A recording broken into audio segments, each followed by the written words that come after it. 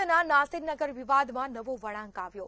11 કલાક સુધી પારસીબાના ઘરે રોકાતા બિલ્ડર ઉપર સવાલો। જમા ડિમોલિશન વિવાદ વચ્ચે અંદરખાને મોટા ખેલની ચર્ચા તેજ બની। મીડિયાથી બચવા ચોરી છુપીથી નીકળ્યા બિલ્ડર। નાસિરનગર મામલે રાષ્ટ્રીય ગરમાવો વધ્યો।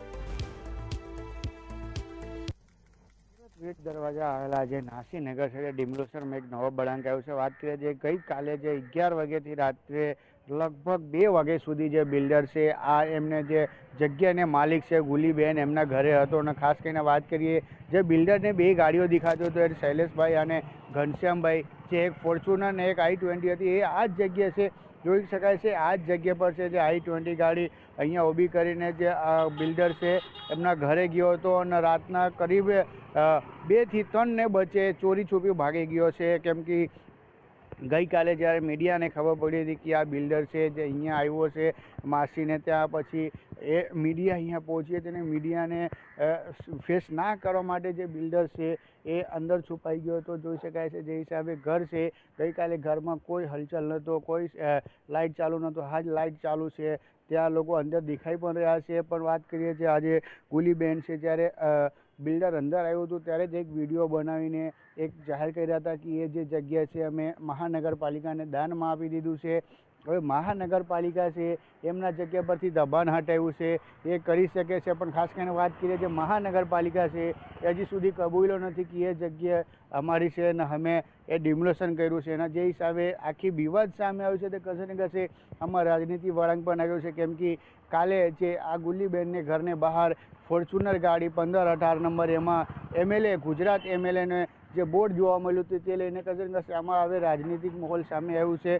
જે હિસાબે જે લોકો છે અહીંયાના સ્થાનિક છે એને કેવું છે કે જે માસી છે જે ગુલીબેન છે 80 વર્ષ જેવા થઈ ગયા છે, એમનું જે દિવસમાં 1-2 વખત એમને ઘરથી બહાર અંદર થતું હોય, પણ ગઈકાલે 11 વાગ્યાથી રાતના 12 વાગ્યા સુધી કોઈ માસીને હલચલ નહોતું। પણ આજે દેખાઈ રહ્યું છે કે સવારથી ઘરને બહાર હોય કે ઘરની અંદર હોય અવર જવર ચાલુ છે ને લાઇટ પણ ચાલુ છે। અહીંયાને લોકો પણ એમ કહી રહ્યા છે કે જે માસી છે એમને કશે ને કશે બિલ્ડર છે દબાણમાં લઈને એને એક વિડીયો બનાવવામાં આવ્યો હતો ને જે હિસાબે વિડીયો બહાર આવ્યો હતો જોઈ શકાય છે કે 3 થી 4 ટેકમાં બનાવવામાં આવ્યું હતું। કેમ કે પહેલાં માસી જે વાંચી રહ્યા છે, જે બોલી રહ્યા છે એ ચશ્મા વગર છે, પછી જે માસી બોલી રહ્યા છે ચશ્મા પહેરીને બોલી રહ્યા છે, એટલે એવી રીતે 3 થી 4 વખત કહ્યું છે।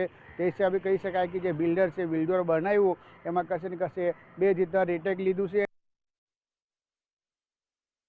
જે માસીને તકલીફ પડે છે એ ચશ્મા લગાવીને પણ વાંચ્યા છે, એટલે કશે ને કશે આમાં છે ને રાજનીતિક તરફ જઈ રહ્યું છે કે જે ગુજરાત એમએલએ જે બોર્ડ હતી ગાડીમાં ફોર્ચ્યુનર એ અને જે એક i20 ગાડી હતી બંને મોડી રાત્રે આશરે 2 થી 3 વાગે અહીંયાથી નિકાલી લેવામાં આવ્યું છે। હવે જોઈએ રહીએ છીએ કે આમાં જે બિલ્ડર છે એ કેવી રીતે સામે આવે છે। અને ખાસ કરીને વાત કરીએ જે માસી છે જે એક વિડીયો બનાવીને વાયરલ કર્યા હતા કે એ જગ્યા અમે મહાનગરપાલિકાને આપી દીધું હતું, એમાં હવે કેવી વળાંક આવે છે। અને હાલ આજે મહાનગરપાલિકાને જે કોર્ટમાં રજૂઆત કરવાનું છે અને કોર્ટમાં જે કાગળ પૂરું મૂકવાનું છે એમાં પણ હવે જોવાનું છે કે કોર્ટમાંથી શું નિકાલ આવે છે। અને હાલ વાત કરીએ જે પારસીબાને ઘર છે આ ગુલીબેનને, હવે આમાં જોવાનું રહેશે કે બિલ્ડર આવીને કાલે શું કર્યું ને દિવસના 11 વાગ્યાથી રાતના 1 વાગ્યા સુધી બિલ્ડર અંદર હતો।